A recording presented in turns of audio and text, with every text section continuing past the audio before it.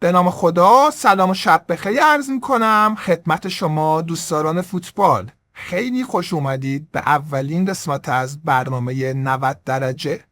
ما اینجا حواشی فوتبال رو میگیم. بدون معطلی بریم سراغ خبرها.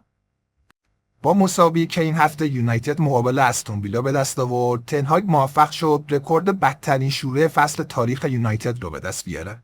قبل از این رکورد دست تنهاگ فصل 23-24 بود. همچنین تنهاگ آمار 0 شکست تو چمپیونز لیگ امسال رو به اسم خودش ثبت کرده، این در حالی که حتی رئال و بارسا این پس شکست داشتن. تو هفته که گذشت، آندرس اینیستا، یکی از خلاق‌ترین هافبک‌های تاریخ، از دنیای فوتبال خداحافظی کرد. اون همانند فیلیپ لام در دوران فوتبالیش حتی یک کارت قرمز رو هم نگرفت. گفته میشه به زودی راموس هم به این لیست اضافه میشه.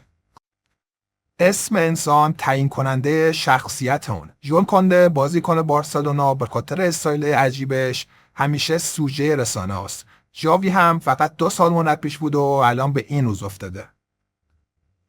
اینو هم تیمیاش تو تیم ملی فرانسه هستن.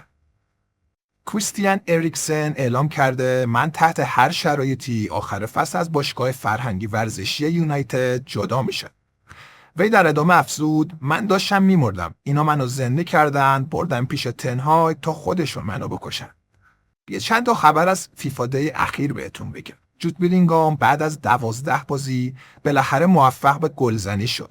کاماوینگا برای اولین بار در کریر خودش موفق شد در یک بازی هم گل بزنه و هم پاس گل بده.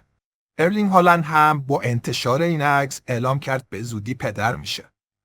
و در آخر شاید براتون سوال پیش اومده باشه که چرا در این برنامه حواشی فوتبال ایران رو پوشش نمیدیم.